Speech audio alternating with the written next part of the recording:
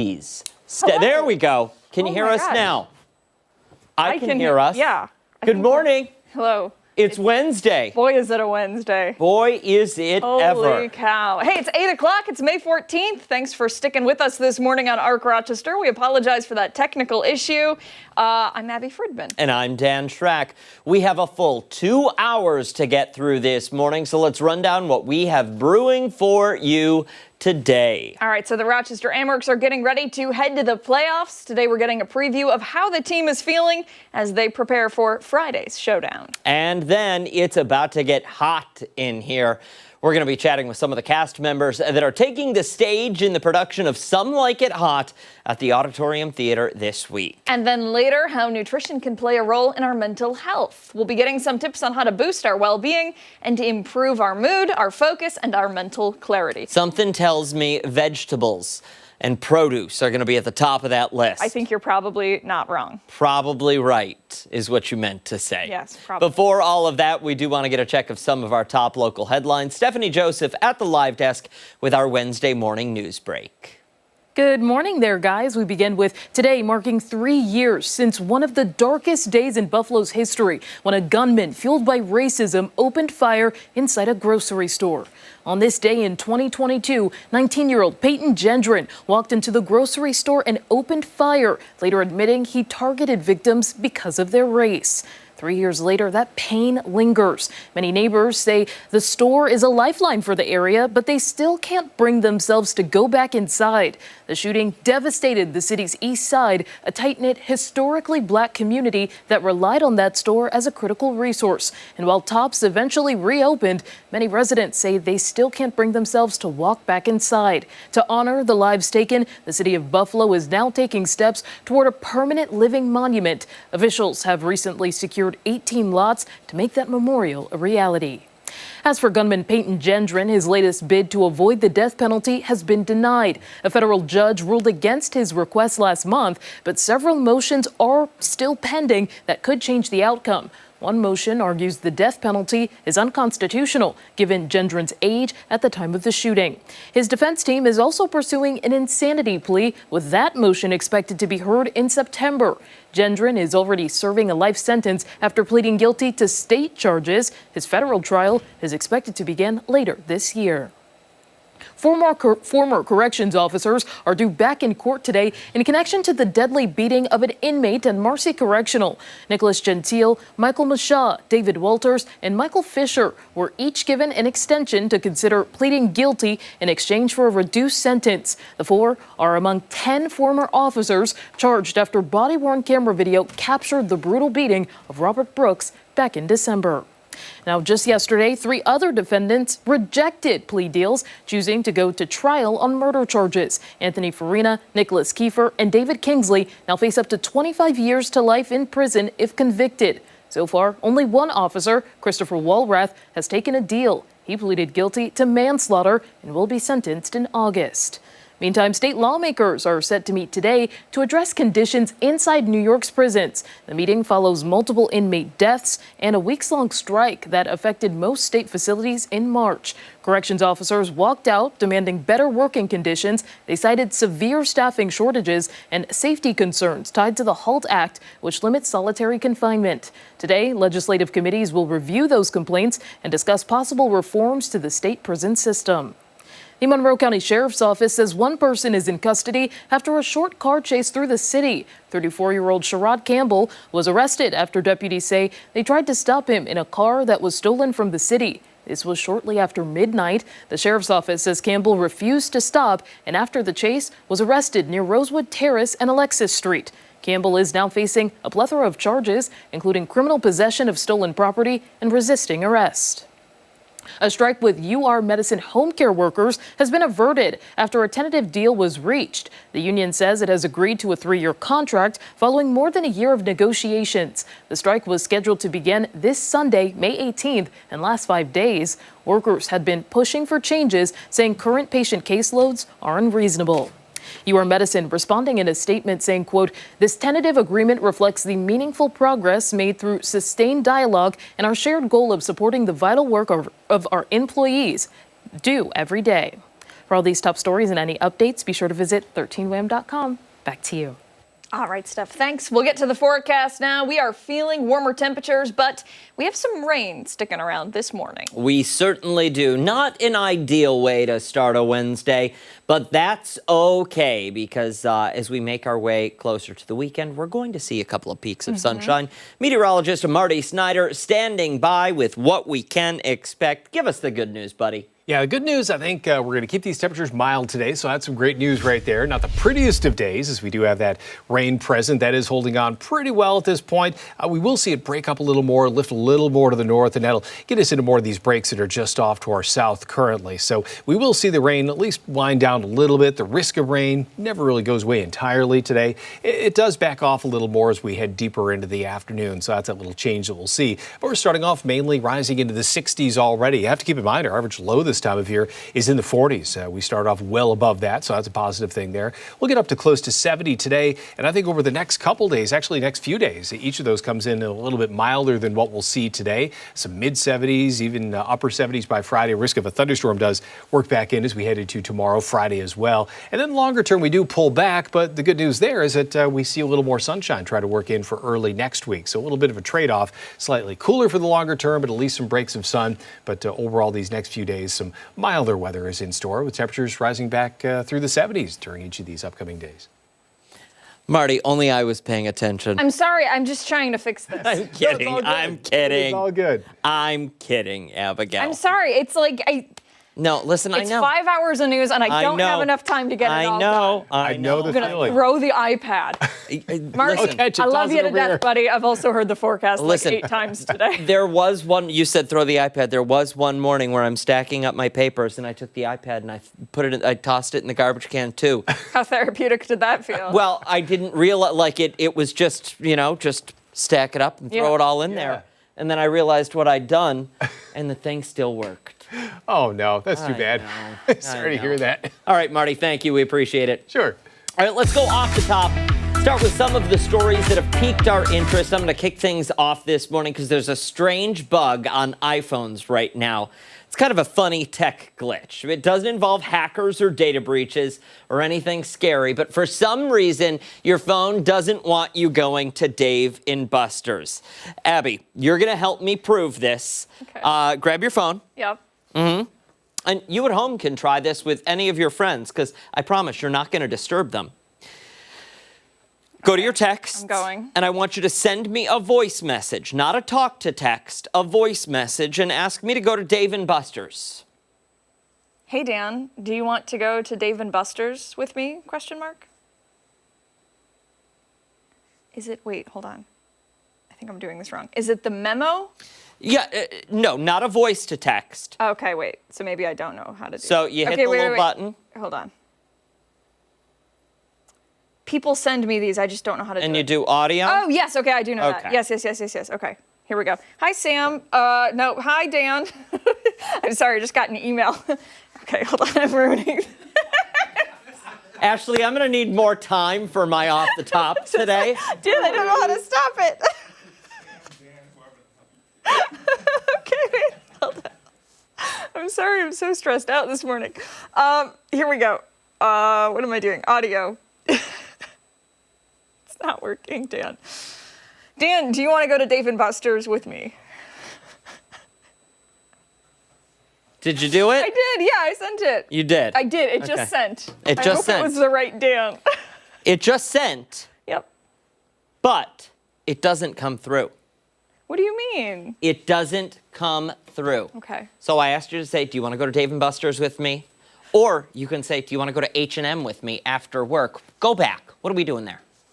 There we go. And nothing do it will live. happen. We'll do it live. Just the dotted bubble hangs there, and then it vanishes. No message, no audio, just silence. It doesn't work. So we wanted to know what was happening here, so I had to do a little digging. This is a bug in Apple's messaging app, specifically in the way that it handles voice memos with automatic transcriptions. So if you say a brand name that includes an ampersand, that nice little fancy and, like Dave & Buster's or H&M, It triggers a hidden error. When you send the voice message, Apple software transcribes what you say and lays out the text underneath the audio, but right now it's not encoding the ampersand symbol properly. That causes a formatting error, which trips Apple's security system that's known as Blast Door and prevents the message from ever being delivered.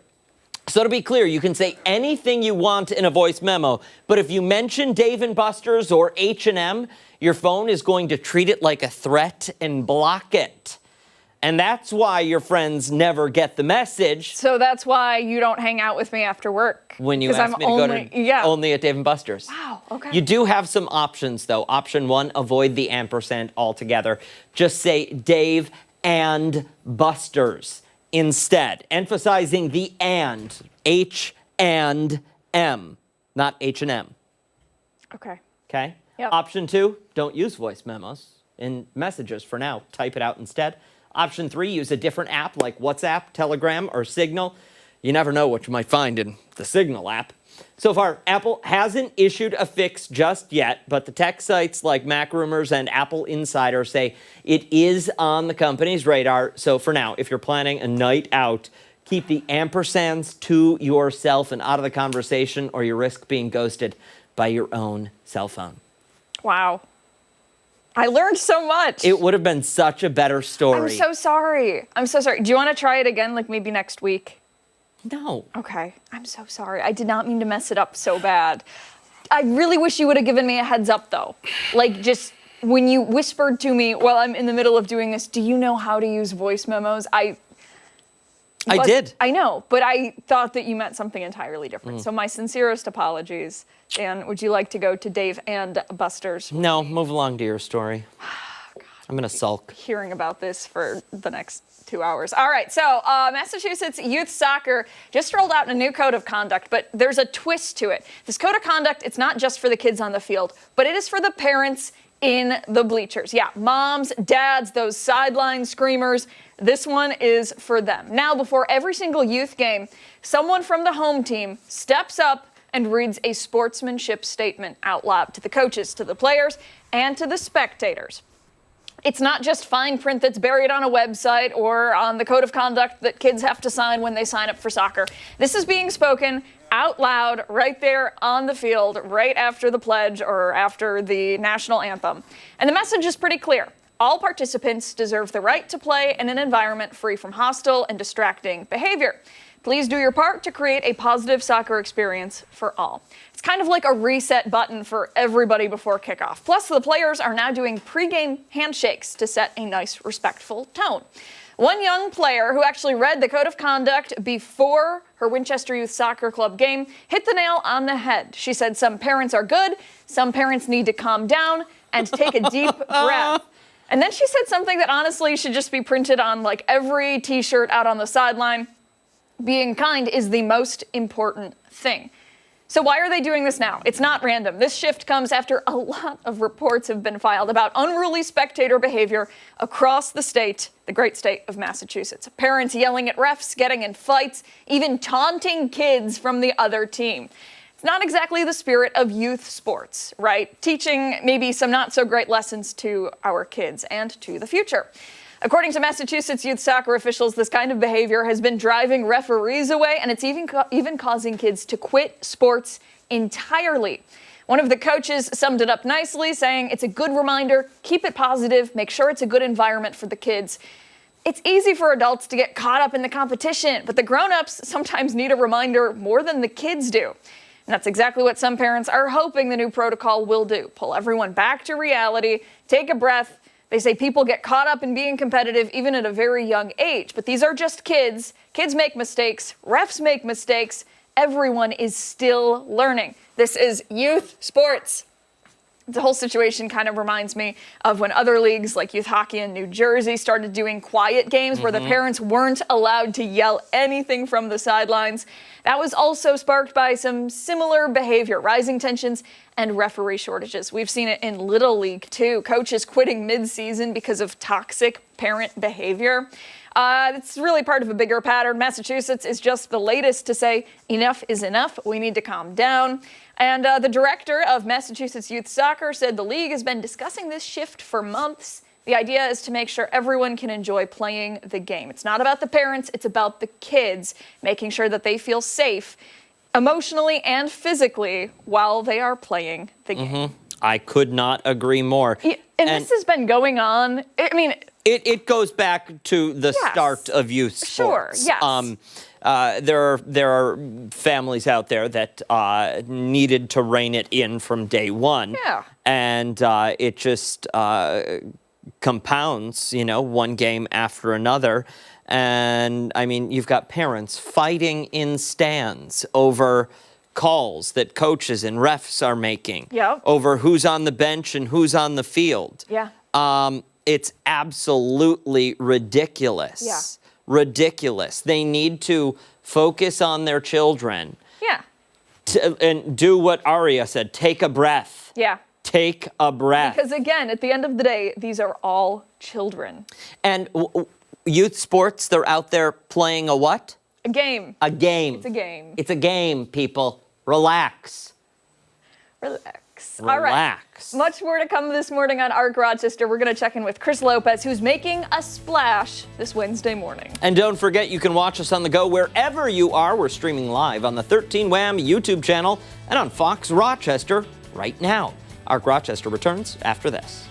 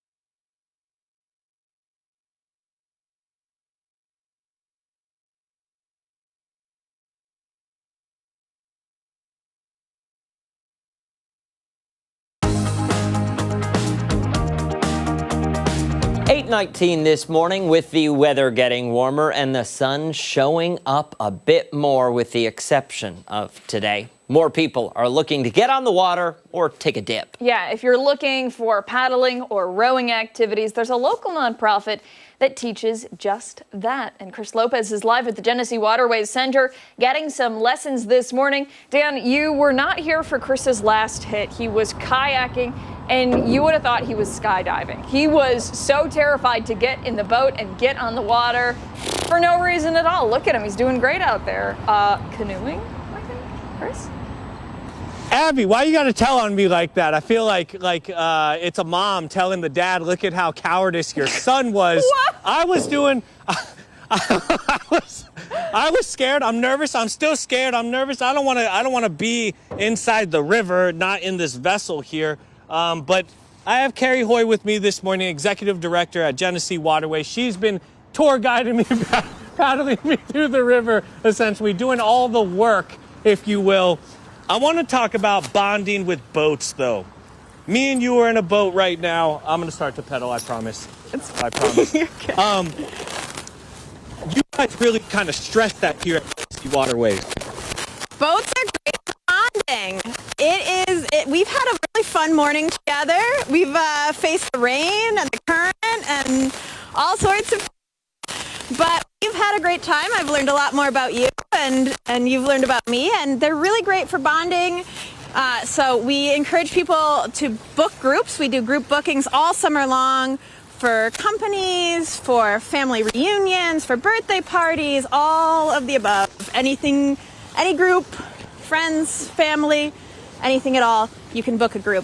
So we've been kayaking, we've been canoeing already. I feel like canoeing is a little bit easier when someone's first trying out water sports. They want to get on the water, get into the river here and paddle around. Would you recommend doing canoeing before the kayaking, or does it matter? I think it doesn't matter. Either way, we're going to teach you and we're going to make sure you feel really safe and secure about it. But if you have questions or you're uncertain, just let any of our staff know, and we'll take some extra time and we'll help make sure that you feel comfortable and with whatever you choose. And when it comes to falling into the water, that's going to be where people are incredibly nervous. We got the life jackets on, but you said you have a 100% ratio of not falling into the water here at Genesee Waterways, even though I'm shaking. We do. We have, if you listen to our staff and do everything that we tell you to do, then you will not go in the water unless you're actively trying to go in the water. Okay, and I love this because we're getting a lot of a workout. I was thinking canoeing, okay, this is going to be pretty easy. It does help that I'm getting a workout because we are going upstream right now. Kayaking, I felt my breath was being taken away a little bit more. One, because I was nervous, and two, I didn't have you to help me out. When people want to come here, what's your first day of opening? You guys are not open for the season yet, though. We open Memorial Day weekend, and we're open that whole weekend, Saturday, Sunday, Monday, for rentals. And then we're open every weekend after that for rentals, all the way through the end of September. And if someone wants to come in here before before like you guys really start getting really popular and maybe some spots are taken, what month should people come in here? We'd love to see you in June. All summer long, we always have spots for you, but June is a great month to start getting out here. As schools are ending, as the weather's warming up, as the canal opens for navigation on Friday. Carrie, should I be pedaling somewhere? I feel like I'm year. letting you down right now. We're going backwards. We're getting killed by this thing. No, I'm trying to keep us close to this bridge, but okay.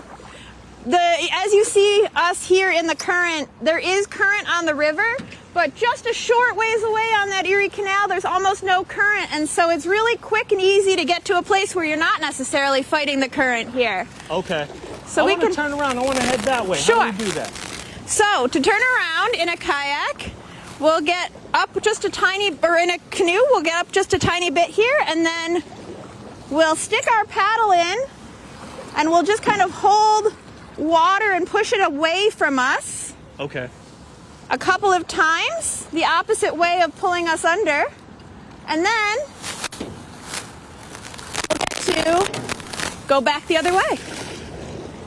Guys, we're going to have much more of you coming up here on Ark Rochester. I'm going to be in some other vessel. I have no idea. I'm going to leave that up to Carrie. I'm going to work on my canoeing skills right now.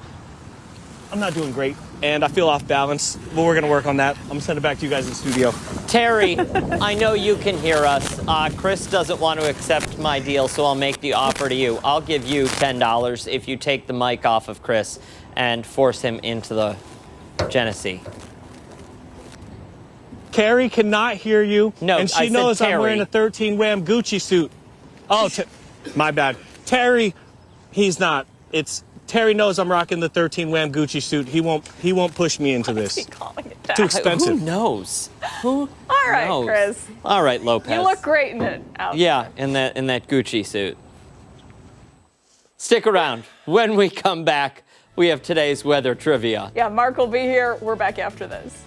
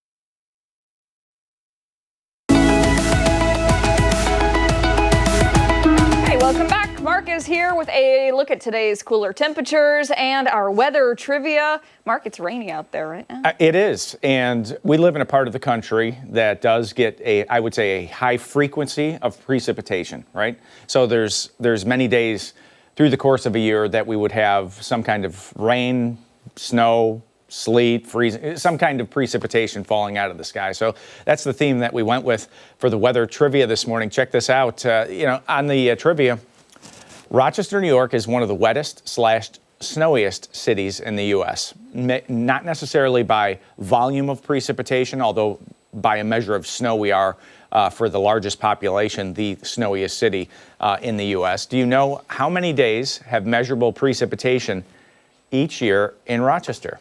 That was a mighty long asterisk in that question that you just asked. So, and immeasurable would be 0.01. So, the snow gets melted down. It's liquid equivalent at the airport. So it's 0.01 inches or more. How many days? 122, 141, 162, or does it rain and snow 175 days a year in Rochester? Do you remember when his questions were easy and it was like on this day it was what degree? Well, this hang on, I got to get out my decoder ring and see if I can figure out what he's asking in this question here. Basically, how many days a year does it rain and snow? Okay, in Rochester. Out of 365. Out of 365. Okay. 364. I think I know. Okay. I've got a good guess. Yeah, go over to Facebook, weigh in on this. He'll give us the answer coming up at 9. We'll have the answer at 9 o'clock. And I think it's a little surprising to people because we get to this time of the year and it starts to dry out. And it's not uncommon in the summertime to go a week or 10 days without rain. But when you look at the records for December, January, and February, it's not uncommon for every single day to have some kind of measurable precipitation. And that does not include a trace, okay, by the way. If you included a trace, we would have a lot. A lot of days with precip each year. You need your abacus. I'm counting. I'm trying to figure out what the answer is because the one I guessed, in my head, I'm doing the math and I'm crunching the numbers and I'm thinking, no, I don't think that's right. Yeah. So okay. Let's talk about rain. Rain So this will be one of those days that counts on that record because we've had 0.06 inches of rain in Rochester since midnight. Brockport, 0.09, Batavia, 0.08, and even to the south in Warsaw and South Bristol, it was at least 1/100 of an inch. So everybody's getting in on this morning. The wham-cam is a little, it's a little. Yeah, well, at least there's no drops on the camera lens. Wham-cam went out drinking last night. That's I was gonna say it's a little foggy or haze or just out of focus. It's out of focus. It is. Okay, 61 degrees southeast at 11. I thought it was my eyes. No. Ultimate Doppler showing some showers in west. on the web for no. Oh, Sorry. that was our segment from earlier. Yeah. We're still talking. Will you go to Dave & Buster's with me?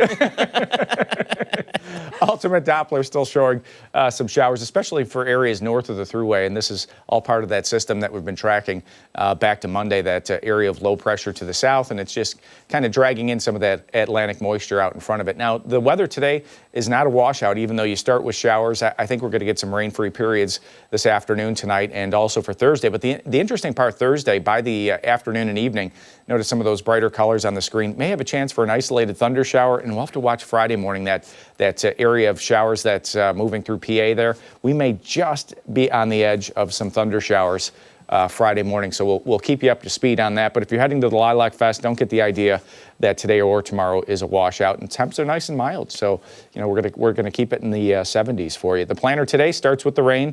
There's the rain-free periods by the afternoon, near 70 by 4. And the 7-day forecast for us does get cooler towards the end. We'll be in the 60s for Sunday, Monday, Tuesday. At least it's a drier forecast heading into next week. Yeah, that is good news. Yeah. We haven't had a lot of rain recently. I know the whole month of May started with over 1.5 inches of rain for a lot of spots. Mm-hmm. But this past week, over the last 7 days, we've had less than 1/10 of an inch of rain officially in Rochester. If you had to guess, how many days do you think we see rain here? A year. A year. Or snow. Could be either. Yeah, or both together. We'll have the answer on Arc Rochester at 9 o'clock. And a surprise. And a surprise. Yeah, there's a surprise at 9. You're going to have to watch. Yeah, actually 2 surprises. I think Ashley's going to like one of these a lot. Well, Ashley knows about one of them. Yes, but probably the not, other she doesn't? Probably not the other one. No. Ashley, I hope you have extra time built in the 9. Yep. Oh my God, I'm excited. We'll make sure the mics are open at the top of the show. Don't go anywhere. When we come back, a lot more here on Arc Rochester. Hopefully Mark will still be here. Mm-hmm. We're back after this. You fired.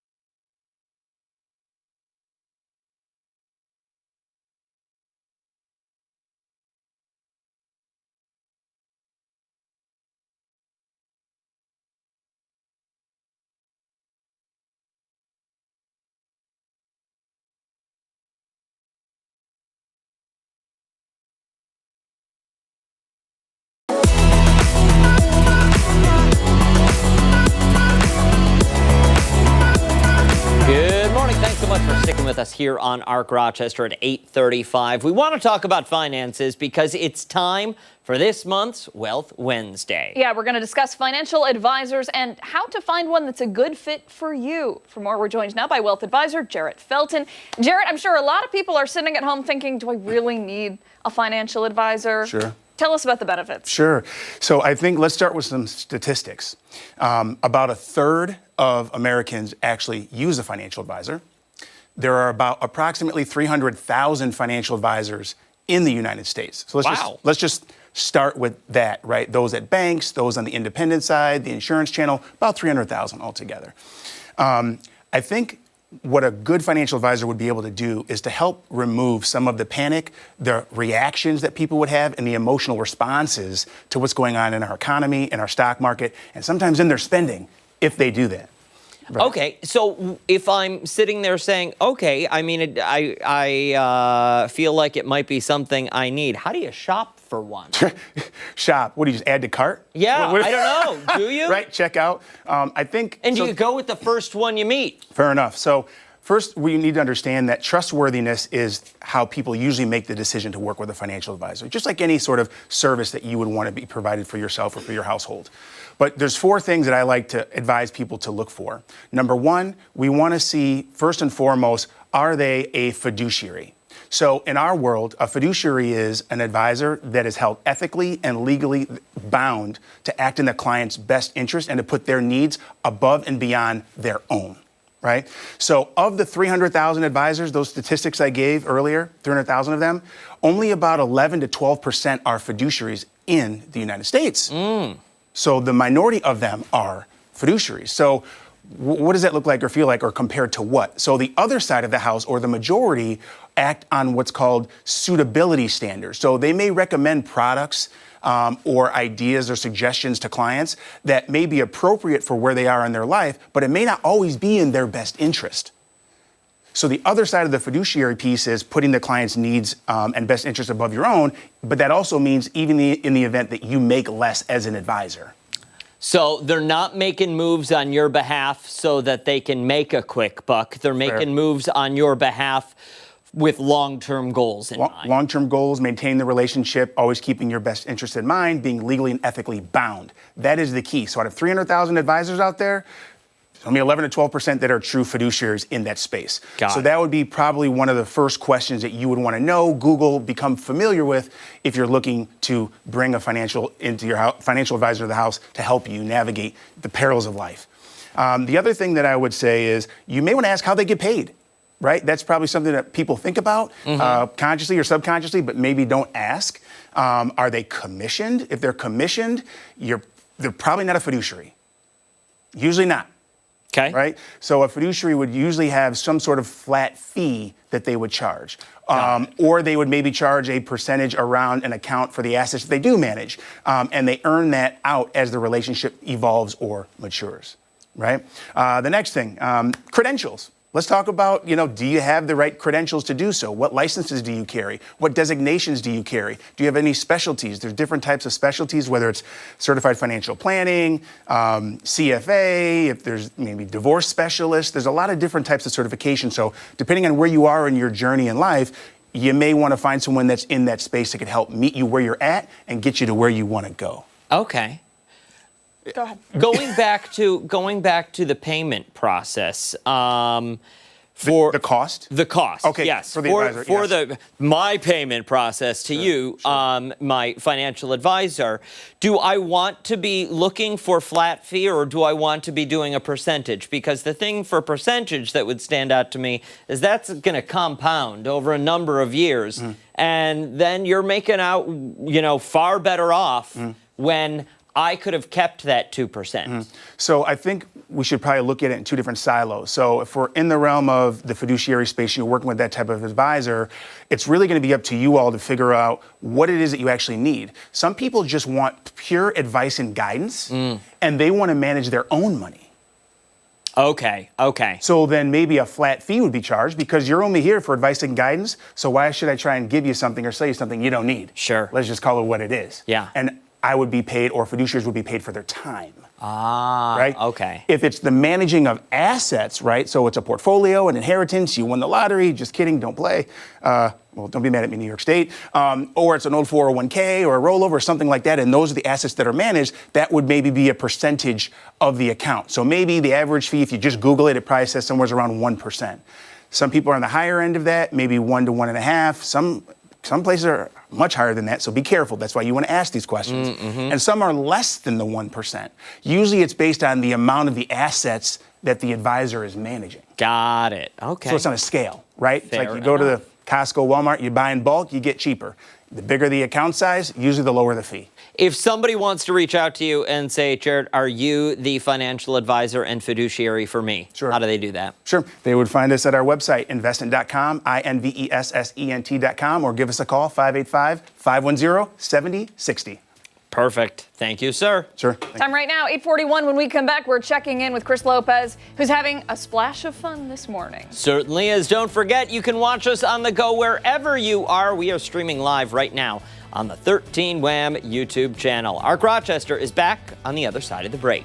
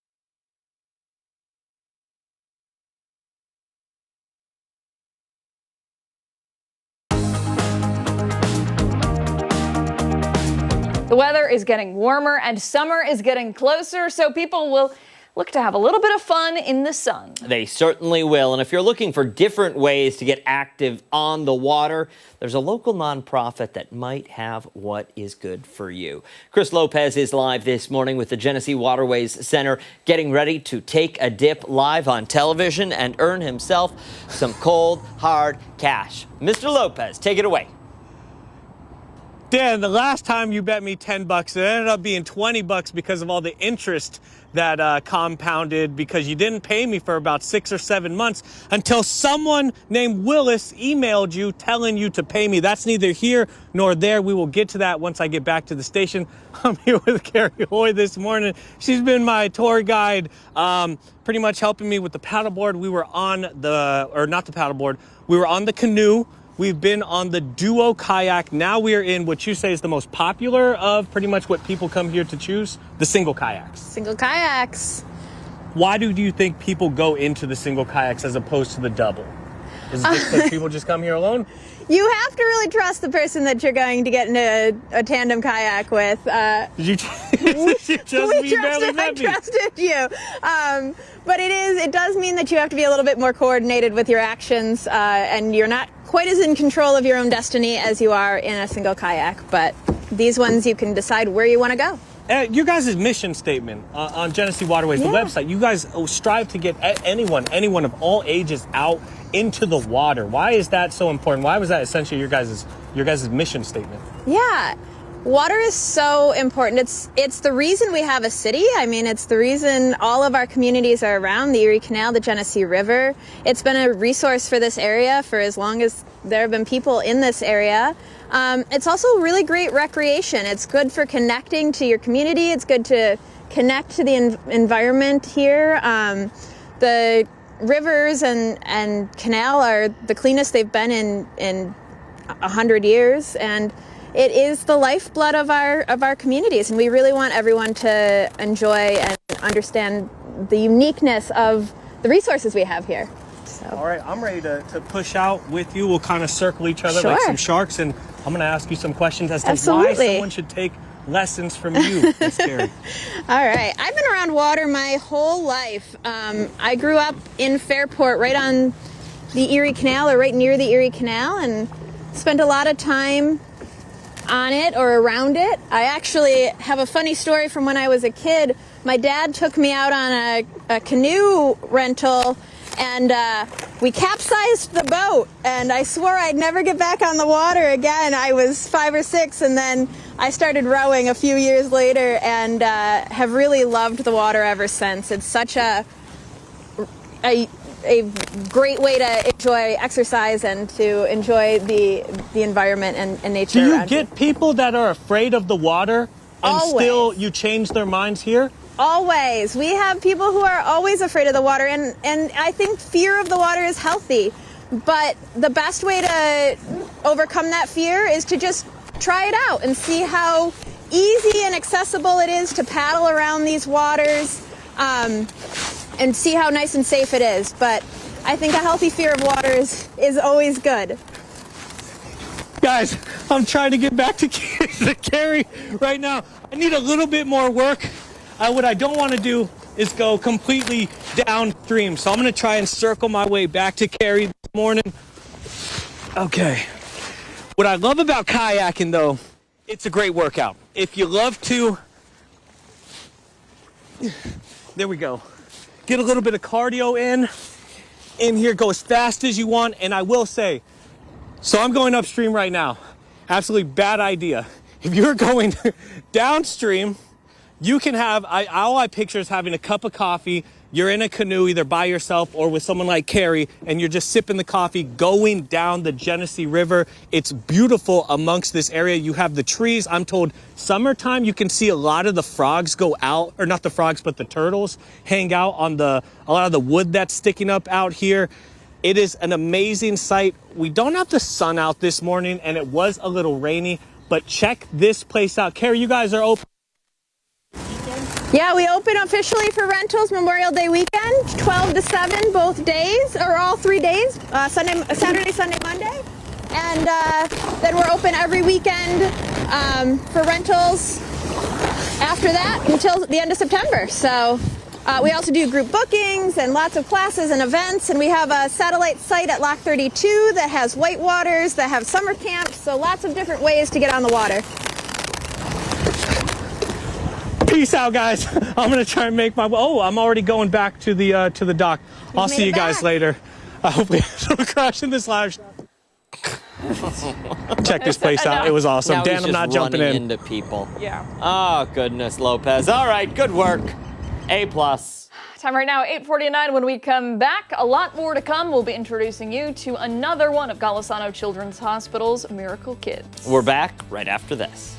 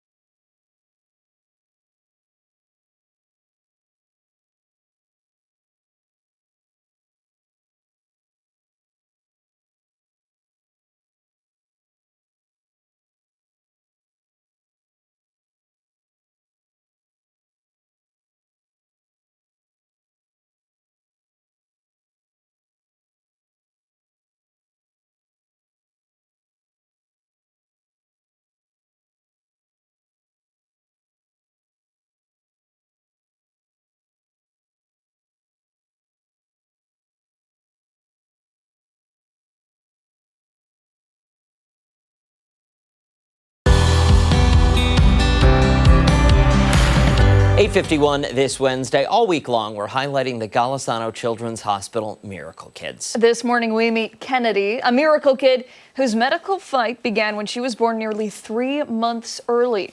We spoke with Kennedy's family and the care team that helped her survive and thrive. Kennedy Brock is a happy, bubbly ball of energy. Like other babies her age, her mom Alex says she's always on the move, taking swim classes, dancing, and playing with the family dog. But Kennedy's first few weeks looked very different. Her story began 9 months ago when, at just 29 weeks pregnant, Alex's water broke. Born almost 3 months early, Kennedy faced serious challenges right away. I think her biggest hurdle was she had a hard time breathing. She had a hard time coming off of oxygen. They tried a couple times and ended up having to go back on. She needed time to grow and heal. After 6 weeks in the NICU, Kennedy was finally able to go home. But that wasn't the end of her health challenges. She soon developed feeding issues. She was having feeding difficulties, particularly with breastfeeding at the breast to start. And then it transitioned to even just bottle feeding, difficulty with that as well. Alex remembers the worry of watching her baby struggle. We tried lots of different things, saw lots of different specialists. We did we saw allergies, thought maybe it was something related to dairy or soy intolerance, and that didn't really cut it. There were no clear answers, but she had support from board-certified lactation consultant Beverly Brewer, who guided her to the care of Dr. Casey Rosen-Carroll, chief of the Division of Breastfeeding and Lactation Medicine at Golisano Children's Hospital. The division, one of the only kind in the country, provides specialized care for families facing complex feeding challenges. That's why I think clinics like ours are so important, because we can really find this multidisciplinary approach to try to help support people to feed however their baby is able to. The services go far beyond just breastfeeding help. They offer latch assessments, medication management, and emotional support. And for Alex, it was a game changer. It was everything. They were our village that supported us and supported her, and really advocated for her and advocated for us and just empowered us as parents. Today, Kennedy is thriving. Her family amazed at how far she's come and grateful for the team who helped get her here. I don't think Kennedy would be where she is now without the breastfeeding division. They really are just a phenomenal group of nurses and doctors and midwives. Yeah, truly incredible child. Her future is bright. And if you would like to help make more miracles happen, you can always donate. You can scan this QR code with your smartphone or visit 13wham.com. Click the link to the hospital's giving page. Incredible work there they do at Golisano. Good story. Hey, stick around. We've got a lot more to come right here on ARC Rochester. We're back after this.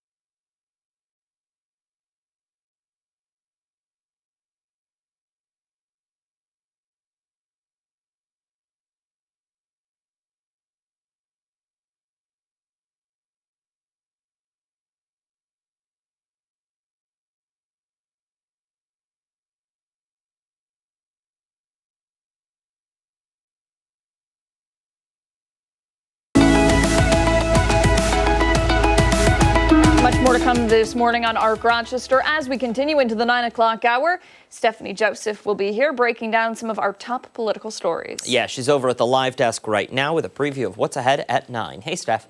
Hey there, guys. In today's Political Pulse, it's day 2 of a 4-day trip for President Trump in the Middle East. A look back at this moment as he met with Syria's president, why Trump now wants to roll back on sanctions on the country. Plus, the growing controversy around a proposed gift from Qatar ahead of the president's visit today. And why Robert F. Kennedy Jr. will testify before 2 congressional committees later today. That's all coming up in our 9 o'clock hour. Arc Rochester returns right after this.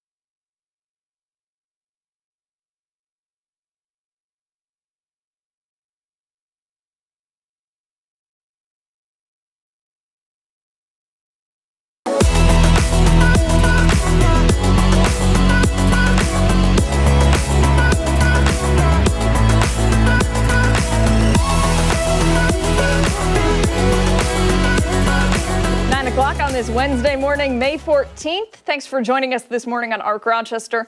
I'm Abby Fridman. And I'm Dan Schrack. That is Mark McLean back with us once again.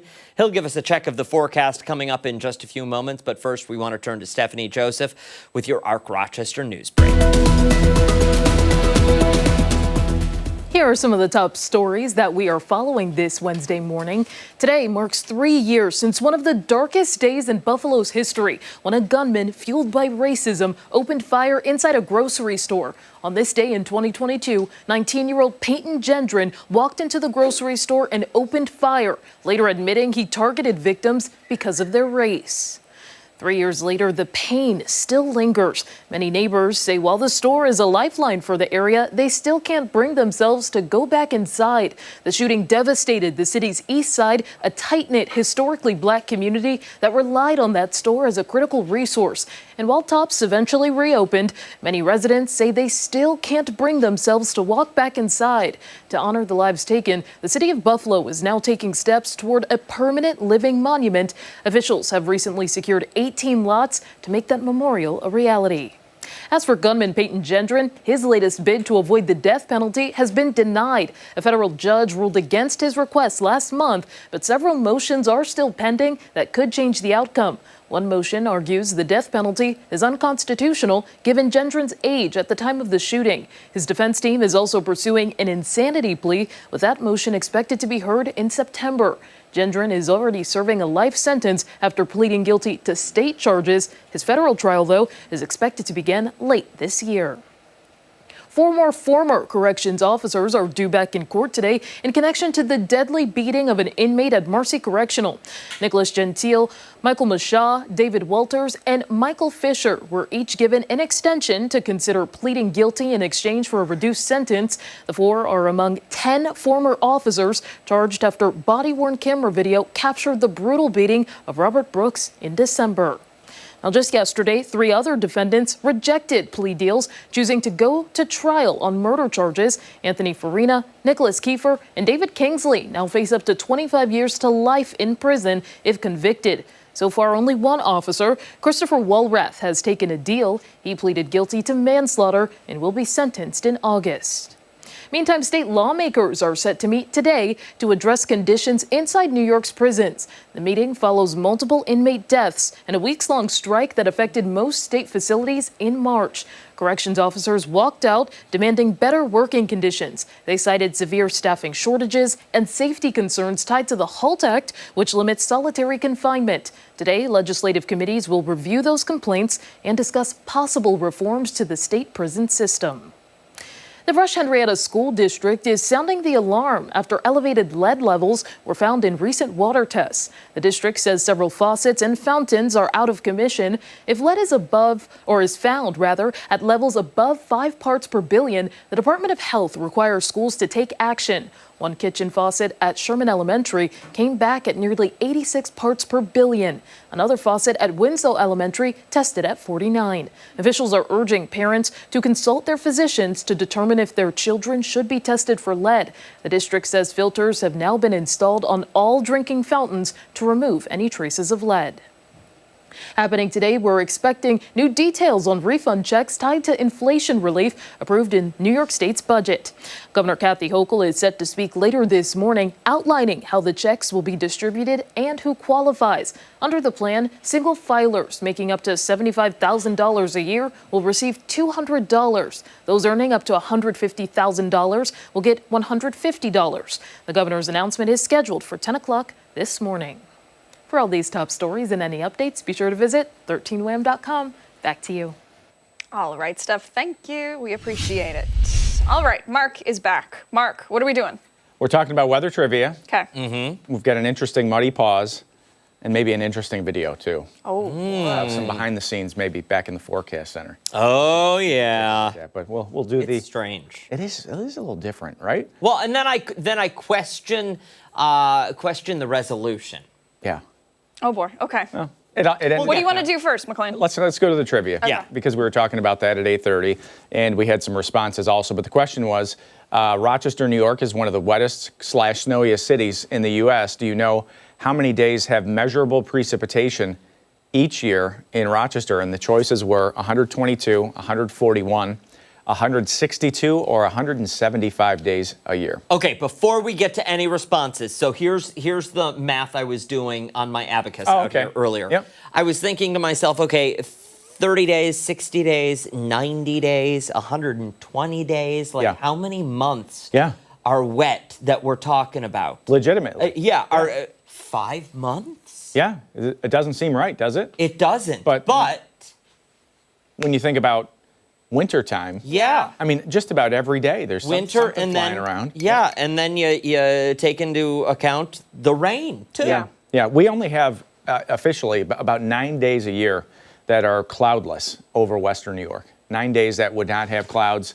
in an observation from the start of the day to the end of the day. And a lot of that is because of the Great Lakes. That's depressing, Mark. Well, that's really like. But it is Way to hit us with the doom and gloom. It's also one of the sunniest places in the United States in July and August because of those same Great Lakes. We get 70% possible sunshine. So It's always sunny in the studio here on Arc Rochester. all right. Well, here's All right, here's the responses. Janet said B, Cheryl's at C, Rod's got B, Barb A, Frank B, and Janet said C on the trivia. So lots of interest on this one. Pamela, Eileen, Yvonne, B, and Julie had C. So what say you? I'm gonna go with B. I B? am. Everybody seems pretty confident about that. 141 days? Hop on that train. And Dan's going to go 3, 6, 9, 12. Yeah, I guess I don't like to go with the group, but I'll go with B. B? Okay. So here's the answer. It is C. Wow. 162 days a year. They would have 0.01 inches or more. That would be melted snow and rain. And, check this out, too. On the east end of Lake Ontario, this is one of the cloudier and, quote, rainier places, snowier places in the U.S. Syracuse actually tops the list. They have 172 days a year with measurable precipitation. So that's like half the year. We're talking more than 5 months of the year. Yeah, would have with something measurable precipitation falling from the sky at some point during the course of What's the difference between precipitation and precipitation? Precipitation is if you want to know the textbook definition, is a hydrometeor that falls from the sky in weather. And what about precipitation? I have no idea. Oh my gosh. I was impressed with the first one. You didn't need to do post-precipitation. Yeah, I don't even think it's say a thing. Is that? No, You're I'm making just stuff up. Well, yeah, because it's precipitation, so you think it's my coming gosh. before something. Oh, so what's post. the after? I get you. The Post. after Yeah, precipitation. that's for the climate people. Yeah. It's a climate record after that. Yeah. Oh, there you go. We do the weather side. They do the climate side. We go back and look and see what happened 20 years ago on this date. Yeah. But that's the way it goes. This is for Ashley. Let's go to this one. Yeah. Yep. We finally did it. It's muddy. Yeah. Oh, look at that. Cat of the day. Apollo. What does Apollo have on? They've got Hat? They can get muddy paws too. They can. Yeah. That's a hat and a little it's a hat handkerchief and a bow tie. and a number 10 handsome. because you know what? That picture was taken on Apollo's 10th birthday. Who's Apollo? Apollo's the cat. Yeah, but who does He was Apollo also in the belong movie to? Rocky. Oh, okay. All right. Ashley's. Who's Apollo? The cat. Happy birthday, buddy. Yeah, That kitty. 10 years old, still looking good. No Yeah. grays. Yep. Wow, proud of you, pal. Doing good, buddy. Doing good. Some wet paws. It looks like the next couple of days. Although today, tomorrow, and Friday are not a, quote, wall-to-wall washout. There's a pretty good chance of showers heading into the weekend. Saturday and Sunday's going to dry out for the kitty, so not too bad. We've got clouds now, 63, and a little bit of rain out there. Southeast at 11. The rain is still lifting off to the northwest, so we're going to deal with some of these showers for the morning, but it looks like by the afternoon, a lot of this starts to lift up out of the area, so we'll start to see a little bit of a drier pattern as that low finally starts to work its way off. But the forecast map ahead, and you can see the clouds kind of stick around tonight, and that's going to make another mild night for you. So when you walk out the door tomorrow morning, likely in the 50s to near 60 in spots again. And late Thursday, early Friday, we'll have to watch this. Watch that little area right there go on through. Could catch some thunderstorms with that. And the Storm Prediction Center is watching that for places like Wisconsin, Michigan, for the pretty good chance of severe weather out that way. And we're not, quote, out of the woods on this, although the timing on this would be favorable for us to not see severe weather because this would likely come through in the morning when the atmosphere is a little bit more stable. But we'll have to watch for a downpour, some cloud-to-ground lightning, even the potential for locally gusty wind and maybe a little hail mixing in with that as it breezes on through Friday morning. But temps, yeah, I mean, it's mild. It's a wet start, but we'll find some rain-free periods for the afternoon. And if you like it cooler, you're going to like the forecast next week. We're going to get back into the 60s. But some like it hot, though, Mark. Some do like it hot, but not cold enough that we're like really concerned about this for frost or a freeze or something. Sorry, like that was a tease for the interview we have coming up for Some Like It Hot. Oh, gotcha. Yeah. But some do like it cool. Yes. And those 60s, it's usable. All the Yeah. time is usable. It Yeah. seems. It's not too bad. And when you look at it, it dries out next week, so we'll be able to get back out in the yard and get things going. I got to get the deck going. I'm way behind this year. Seriously, way dude. behind. What Your are you wife doing? has been Way behind. texting us every morning. got to get, you got to clean it. It's on the north side of the house too, so it gets, that mildew that, if you got to scrape it off, then you got to get the mildew stuff, and then you got to Get the power washer out there. Yeah, we'll do. Do we have a special video? We do. Can we see that video? So people don't realize we often see these guys in our building. Like that's sideways. Yeah, it's a snake. Yeah. That's on the smoke detector or the smoke alarm this past weekend. Finkelstein to the rescue. Yeah, okay. Here's my damage with And this Pappas. video. There's Stephen Pappas, too. Here's the issue. How many people does it take to get one of those little Gartner snakes? Yeah. It was amazing. It was a team effort. Why didn't we Everything just do pick it here, up? We do as a team. And- You pick it up, Dan. And I would've. although we don't have any audio, there was nothing profane in this video. No. That's the difference Which was between amazing. the weekend team in the morning. One person who will remain unnamed did make the remark that, oh no, it's going to jump. Yes. And someone else said, snakes don't have legs. Yeah. And they released the snake out the back of the out the back forecast door center. where he belongs. In the No swampy harm area. done to the snake. That's That's good. the second one in 1 week because you found one last week as well. The back of the building is on the south side, and we had a swamp next to us. So, I mean, Yeah. A lot of critters. there's a lot roaming of around critters. the building. Yeah. Yeah. Fox. Yeah. Somebody saw a bear once. What? Yeah. Elhart said something about it when he came in for the 11 one night. That was about 10, 15 years ago. There was a bear in Rush in Henrietta, and it actually went all the way up to Greece along railroad tracks, and then went back. And there's no pictures of it. Wild. The conversation circulated. It just feels saying. like one of those Mark McLean myths No, right now. I'm just. I feel Like, I like, feel the like- story what I heard. started and it was like a dog that he saw, and through the game of telephone, it turned into a bear or a moose that was 11 feet with tall. AI, we can have anything we want now. Oh my gosh. Goodness. Stick around. We've got a lot more to come right here on Arc Rochester, including when we come back, we're checking in with the Rochester Amherst as they get ready to head to the playoffs. And don't forget, take us on the go wherever you are. We're streaming live right now on the 13 WHAM YouTube channel. We're back after this.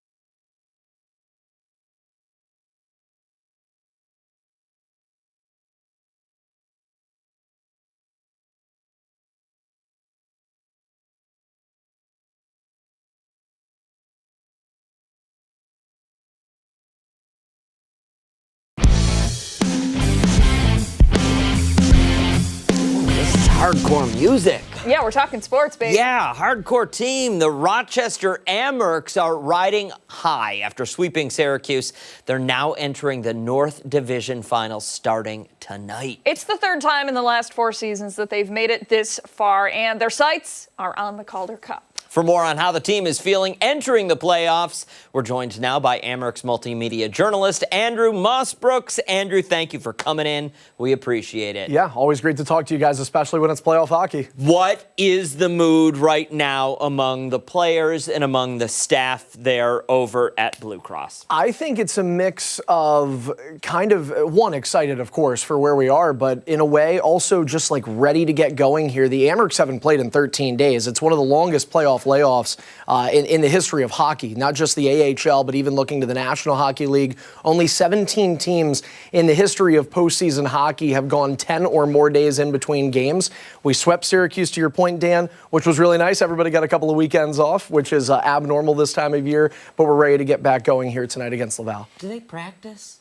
Yeah, we do. The team had a little bit of an extended break to kind of rest the bodies a little bit. You know, even though they won all 3 games against the Crunch, that team lives by the moniker of their name. It was a black and blue, bruised up kind of series. So the bodies were able to be mended, practice after that, and it's business as usual tonight. Do you think that that is going to help or hurt the team when you look at how long that stretch has been? Do you think it's like a momentum type thing, or do you think they got the rest they needed, now they're going to come back stronger than ever? I always say momentum's so weird because it literally defines as an intangible, yet you feel it and you lose the feeling of it. But Laval hasn't played in 8 days either. So, sure, we've had a longer break in between games, but overall, I mean, both teams are just out of sorts in a way. I wouldn't be surprised if the first 10 minutes tonight act as a feeling out period and kind of getting the legs churning for both teams, but I think after that, you'll see both teams will be bunkered down by the time we get to first intermission. On game day, how long before, especially after a stretch like this, how long before the game, how much time are these guys going to spend on the ice before puck drop? I mean, typically you're going to get on the ice around 10, and then some of our players, we do what's called an optional morning skate. So if players want to just work on dry land exercise instead of being on the ice, they can do that. If they are on the ice, 20 minutes, 20-ish minutes, and then just making sure that they're getting the proper nutrition. So breakfast, lunch, whatever they need to kind of get ready. Most guys will take a nap, the luxuries, right. and then be able to return to work. Us not so much, but we're looking forward to it, and our guys will be pretty much completely healthy, which is remarkable, again, coming out of that series against Syracuse. Yeah, absolutely. So first game is tonight at Blue Cross Arena. I imagine a lot of things are planned to get fans excited. What do you guys have going? Yeah, it's going to be a great week. Games 1 and 2 are Wednesday and Friday at Blue Cross Arena. Starting tonight, we will have a rally towel giveaway. We did a white rally towel in the first round. We're going to go red tonight, courtesy of our friends at Pepsi. The first 5,000 fans in attendance will receive that rally towel. Also, we do our pregame happy hour. This one's a little different. We're going to have Jenny and Labatt products for $5. Those are 12-ounce cans. They're going to be upstairs in the Atrium Bar from 6 to 7 p.m. tonight. And then Friday, we got the block party returning, weather permitting. We have to say that, really crossing our fingers in the front office that the weather does permit. We don't see rain like we are right now this morning. But we'll have some fun there. Live music, food vendors, drink specials as well outside. There'll be $3 Genesee drink specials on Friday nights. So a lot planned for both of these games. Okay, I want to go back to the player schedule. So we play tonight. We have Thursday off. Then we play again Friday night for game 2 on Thursday. Is that just like a day of rest and zen and we just, chill out and watch Netflix all day? Yeah, with some herbal tea. Yeah. No, I don't think so. I'd have to ask them. But no, traditionally they'll practice still. A practice day versus a game day is different in that on a game day, like I mentioned, you may be on the ice for 20-ish minutes. Practice is typically an hour. Sometimes that goes a little longer. Some players stay on longer to work on specific skills. Goaltenders tend to stay on quite a while. But that'll be the case barring anything unforeseen. I don't know. If we win 10-0 tonight, maybe Michael Leone says you guys have earned a day off again. But I think the plan is for the team to practice tomorrow, then game 2 Friday, and then probably take the weekend off, and then on Monday practice again and head up to Laval to finish this series however long that takes. I'm just shopping around. I'm looking for a team to join. So. Yeah? If I get an extra rest day, I'm more likely to apply. I can't pay you, but as a recreational hockey player, sometimes we are looking for players. You think Dan plays hockey? I'm sorry, you don't play hockey. But here's the thing: there is the Tim Hortons Never Ever League, proud partner of the Rochester Americans. Yeah. But what's the Never Ever League? It means that you can having never played hockey, you can sign up, take lessons and practice, and you, Dan, can become a hockey player. Sold. Sign me up, baby. And then maybe next year you join the next year I join the Hammer. Yeah. Okay, good to know. Andrew Mossbrooks, thank you so much. Really appreciate it. Thanks, guys. Time right now, 9:22. When we come back, Steph will be here breaking down some of our top political headlines. Your political pulse headed your way next.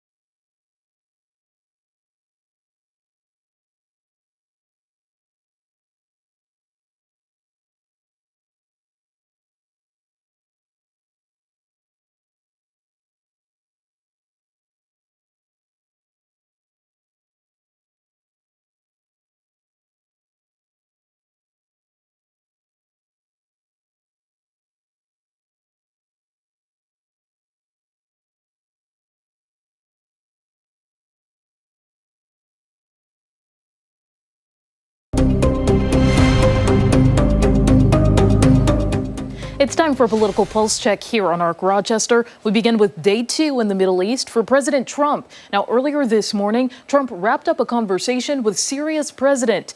White House Press Secretary Caroline Leavitt sharing an update with a picture of Trump alongside the Saudi Crown Prince today. In a post on X, she said Trump told the Syrian president he has a tremendous opportunity to do something historic for the country. She also listed 5 requests from Trump, including the deportation of Palestinian terrorists. Now, she concluded the post by saying in part, quote, President al-Shara concluded with his hope that Syria would serve as a critical link in facilitating trade between East and West and invited American companies to invest in Syrian oil and gas. The Russia-Ukraine war and the war in Gaza was also discussed. Now, another key part of yesterday, President Trump plans to drop all sanctions on Syria. This follows the fall of the Assad regime, that family accused of inflicting mass incarceration, torture, and other atrocities on the country's people. But Trump wants to give Syria a new opportunity. Felt very strongly that this would give them a chance. It's not going to be easy anyway, so it gives them a good, strong chance. And it was my honor to do so. So we will be dropping all of the sanctions on Syria, which I think really is going to be a good thing. Well, President Trump also arriving in Qatar today. This comes after a proposed multi-million-dollar plane the royals want to gift to Trump. The president has expressed that he wants to accept the luxury gift, but it's raising security concerns for some lawmakers. They say it will be costly to actually secure that plane. No, this is an issue of outright bribery and a serious issue of national security as well. to let any foreign country donate, quote unquote, a 747 that is the presidential plane, Air Force One. They'd have to take apart the entire plane down to the screws and nuts and bolts and see if any listening devices were implanted in it. Now, once Trump's term ends, the jet will be transferred to Trump's presidential library with the Air Force covering the costs. And Health and Human Services Secretary Robert F. Kennedy Jr. is set to testify on Capitol Hill. Kennedy will appear before a House and Senate committee amid a major restructuring and consolidation effort in the HHS. The department laid off 10,000 workers last month. It's RFK's first time back in front of Congress since his confirmation hearing. RFK may face lawmakers criticizing him for not following through on promises from then. And the Trump administration plans to ramp up efforts to arrest undocumented immigrants. A new plan will see hundreds more federal personnel deployed. With border crossings lower, more Border Patrol agents can now assist ICE. The National Guard also being called to help, but guardsmen cannot make arrests. The Justice Department is expected to provide FBI, ATF, and other federal officials too. The deployments could happen as soon as this week. And be sure to stay with ARC Rochester for your top political headlines. We're back after this.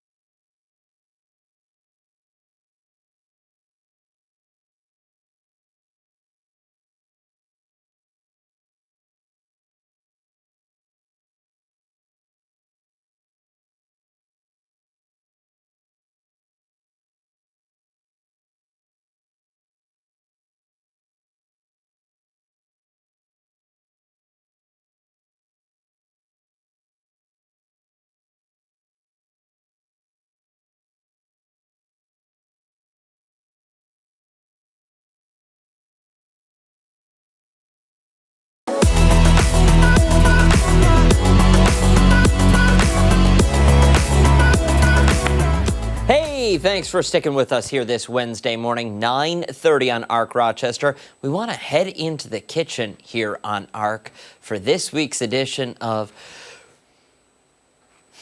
I See It in Your Face. You want to join in? I really don't. You do? We've got the funk. Huh! Spatchcock funk. Take a look. Spatchcock funk rolling in like a hurricane with one of the greatest dishes from the greatest eating city in the world, New Orleans. This is the muffaletta. You start out with a round roll, man. Our friend Sean made this special for us. Sesame seeds on the top. And this sandwich, by the way, the reason why we love New Orleans so much and feel a kinship with this great city is that it's this, we think it's like us, right? It's this giant cultural melting pot of styles and music, and people love to eat and drink there. And the food and booze, off the charts, just like this sandwich. We learned about it at the grocery deli, so let's get started with it. We're gonna take our beautiful, big, beautiful roll, cut it in half, and we actually made a little spin on this dish. So the first thing we're adding on here is a pistachio mayo, which is ground up pistachios and mayonnaise, and that's gonna be on the bottom of this thing. The reason why we love to do this is the meat is part of the star of this dish, but not the major star. The best supporting actor here is Mortadella. Mortadella sounds like a comic book supervillain or a sexy, trashy romance novel, and we're into both those things. So this meat is this cured pork with a really delicious pistachio in it. So the pistachio in the mayo brings out another layer of nuttiness. You know what? We love to get nuts. Time to put the meat on. Mortadella. We have about 1/3 of a pound of mortadella, which is our favorite meat in this stack. Now the salami is the next meat on here, and actually the muffaletta, that celebration of all the different cultures in New Orleans, is from Sicily, right? So it's a Sicilian thing. Say, hey, what's the matter you? Have a muffaletta. So that's what we're working with right here because it is fantastic. Then a layer of cheese. The first cheese we're using is provolone, a nice creaminess with all the salty, delicious fatness underneath it. Now, the next layer, we get back to some meat. We're gonna go with some brown sugar ham, some sweetness, saltiness, which is a big part of this dish. It's a combination of so many flavors that you're not sure it's gonna work, and when it works like it's nobody's business. The last layer of meats and cheeses is Swiss cheese. Cuts with the ham, does really great. Now we're using Swiss cheese with eyes in it. That's actually what the holes in Swiss cheese are. So if you're using Swiss cheese that does not have holes in it, you're actually using Swiss cheese that's called blind. We left the eyes on the Swiss cheese though because we want that to see the star of the dish. This is olive tapenade. It's traditionally made with peppers, calamatas, greens, with pimentos. You got some pepperoncini in here. We use roasted garlic, but we amp it up. We throw some lemon and about 1/2 pound of bacon in this thing. Some crushed red pepper, pepperdew, peppers, and this is something that's gonna bring a giant, colossal crash of amazing flavors into each bite that cuts with all the flavors we're already combining. Even people as brave as us can't eat a whole sandwich like this at once, so we slice it into quarters. Actually, French quarters, y'all.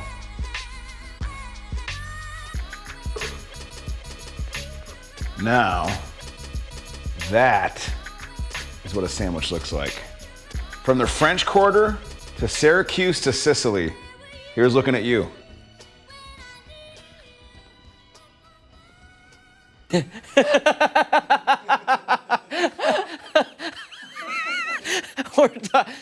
We're talking about food and the lengths we would go to get some right now. Mark really wants some ciabatta bread from Wegmans because I said I would love a Wegmans sub right now. Yep. And Abby's talking about pizza because we were having a conversation about pizza last week. Oh, man. Stick around. We've got to go to break because we have more work to do after this. Yeah, bye.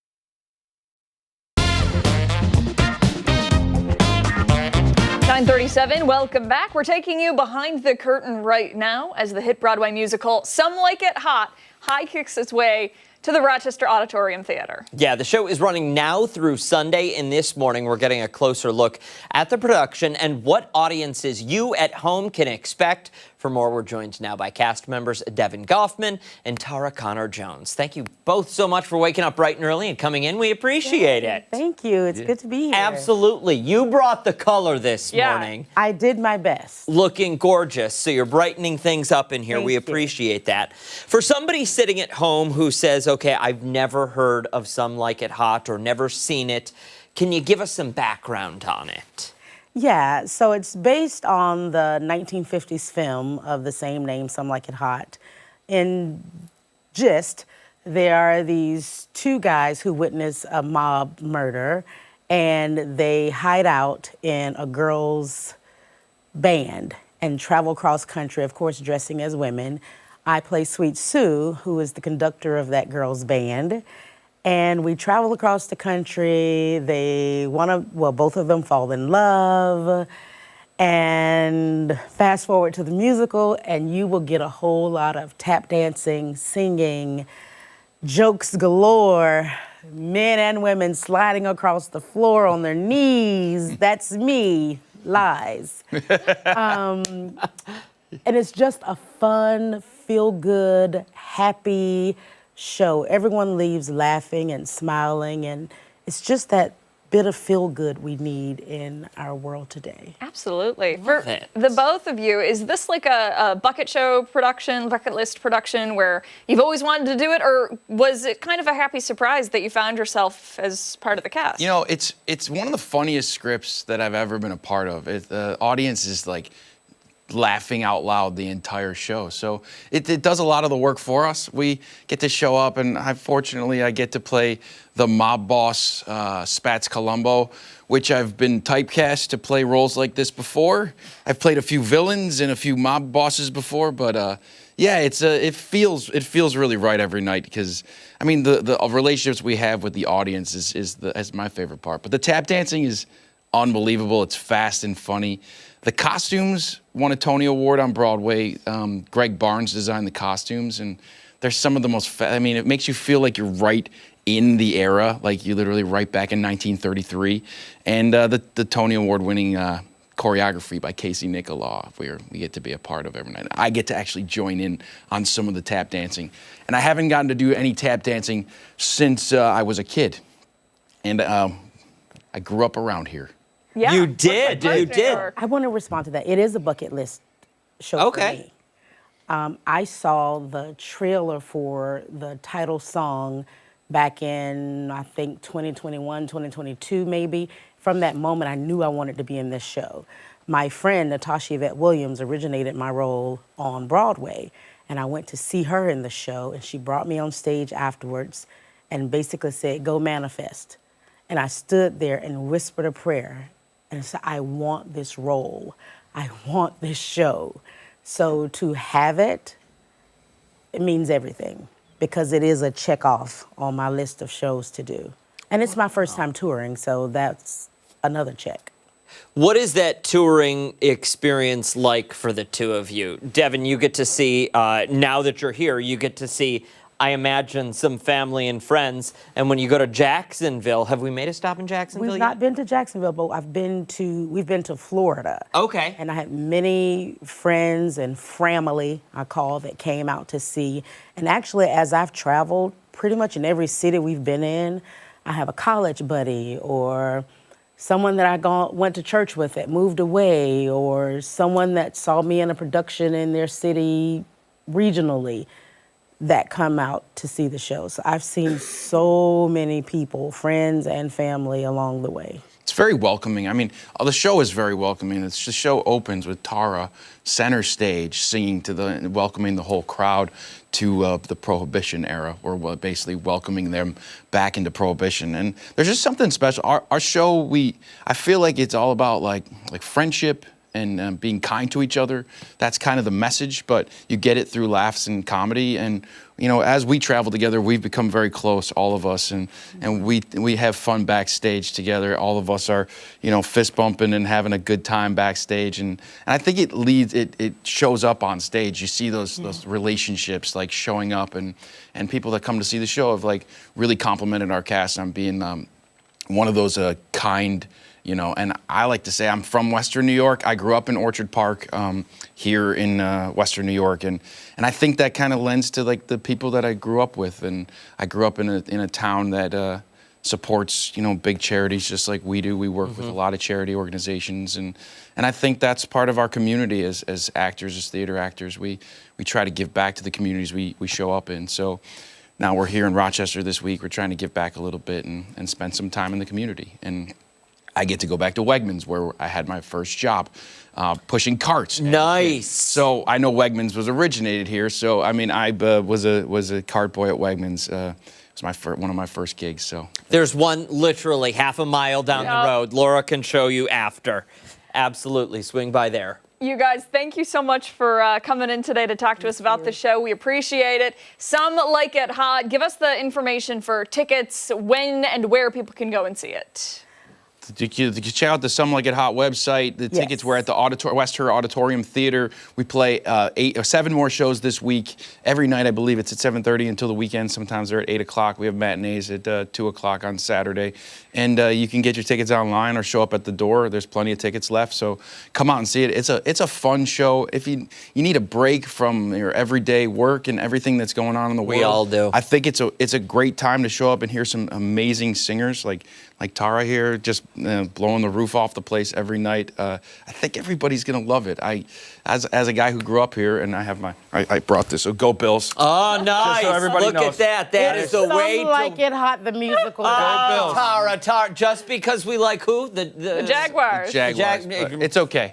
I heard Some you say like it. it hot. Thank you. Yes. Some Like It Hot, the musical. The musical. .com. Yes, and we'll post all of that information and much more on our website, foxrochester.com, after the show this morning. Thank you both. Thank you. Thanks for having us. Thank you so much. Time right now, 9:45. When we come back, we're learning more about how we can boost our mental well-being through nutrition. ARC Rochester is back right after this.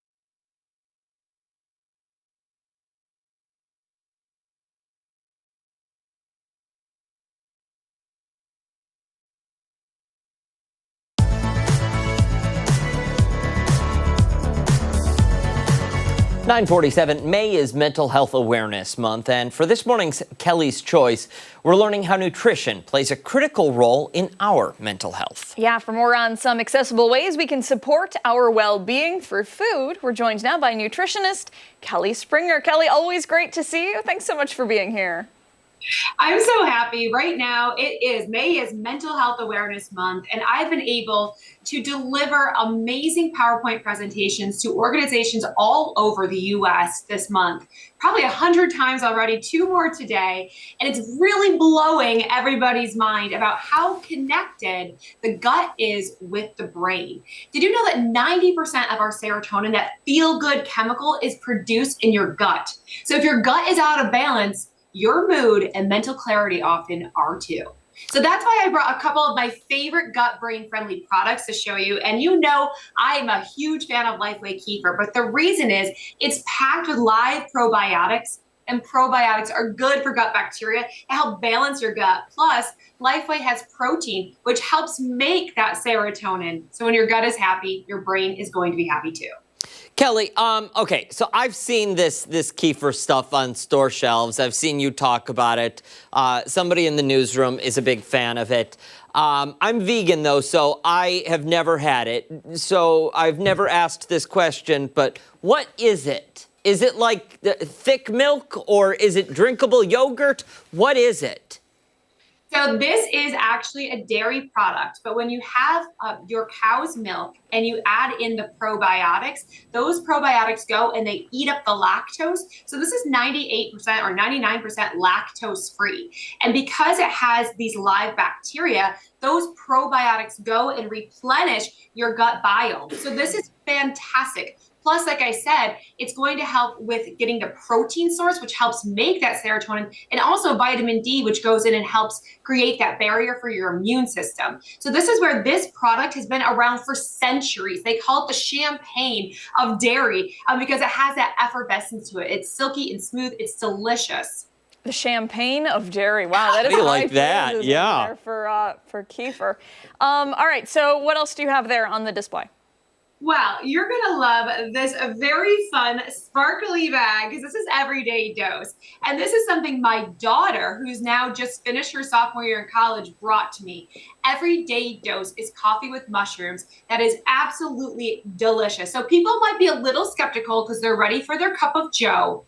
But trust me, this is not a replacement. This is an upgrade. This is a functional coffee. So this is going to have a silky, smooth, rich, little chocolatey. So you're just going to blend this into hot water, stir in if you want a little bit of cream, and you're going to get lion's mane, which is better for focus, memory, and gut health. Love the little stir. My daughter uses this every day. I've won graduating high school, and I swear she is always making her mushroom coffee. She just got all perfect scores on her AP, so this is definitely working for mental health and truly keeping you calmer and cleaner energy. Having that chaga and also some collagen protein is going to be good for your whole body and your brain. Interesting. Yeah. I'm going to tell you, I think my mother has that at her house. The mushroom that coffee. Yeah? Yeah. I really, you said it's got collagen in it? It does. Yeah, and she so does. this is where we just, for Mother's Day, my daughter made this for my mom, and she's like, wow, this is absolutely delicious. And if you're ready to try it, you can grab your starter kit at 40% off right now at everydaydose.com. We have it, so it's a subscription that comes to our house. It's fantastic, and it truly is going to support your mental health.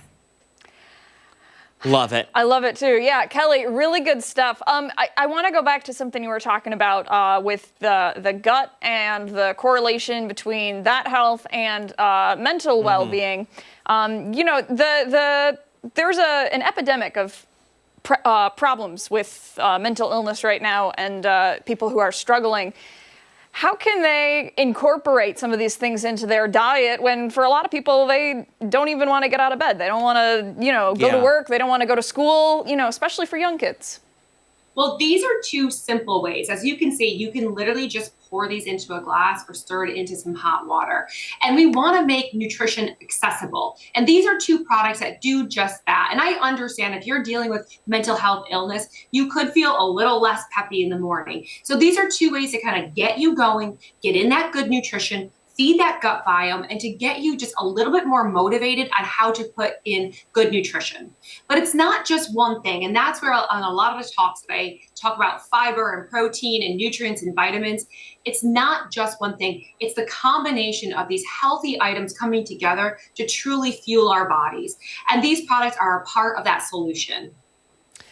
Kelly Springer. One more time for somebody sitting at home. I know we've discussed this before, but I want to talk about the services that you offer for somebody out there who says, okay, my gut biome I think is good, but I want to start working with a nutritionist. What exactly do you guys do?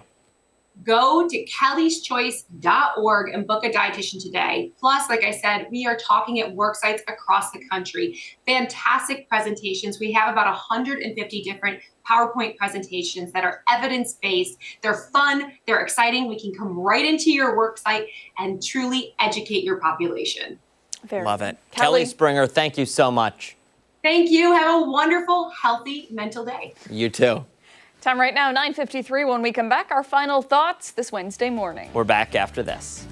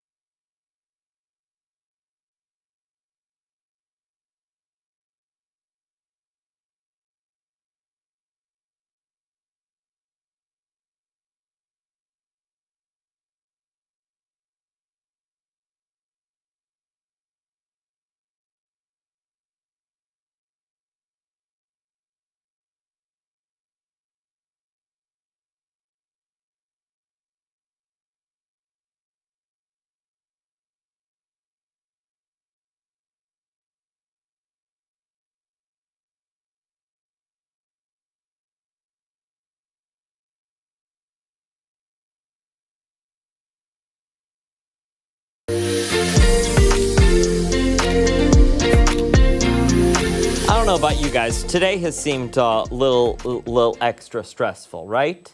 I would say. Yeah? Yeah, why? What you got? Hey, chat, how's it going today? Hey, I'm doing great. Thanks for asking. How about you? I'm doing all right. Listen, it's been a little bit of a stressful morning. Can you walk me through a 30-second meditation that I can do with my friends right now? Of course.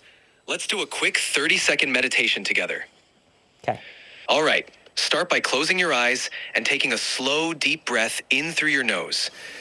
And then exhale gently through your mouth. Let your shoulders relax and feel any tension melting away. Take another deep breath in, and as you breathe out, imagine letting go of any stress. One more deep breath in and out. When you're ready, gently open your eyes and bring that calm energy into your day. Feel a bit better? I think Abby's getting angrier. He's not wrong. Oh, I feel a little better. I'm so glad. It was nice. The deep breath, 3 of them, Yeah. always helps. Always. Yep. I'm always internally freaking out. Before you hit send, before you shoot that email off, before you send the text message. Yep. Mm-hmm. 3 deep breaths. Yep. All right, that does it for us here this morning on ARC Rochester. Be sure to wake up with us again tomorrow morning, starting at 4:57. Mark is crying. Dan, where will we cry every day at that time? 13 Wham ABC. We've got a lot more live local news coming up with Steph and Mark on 13 Wham News at midday. We will see you tomorrow.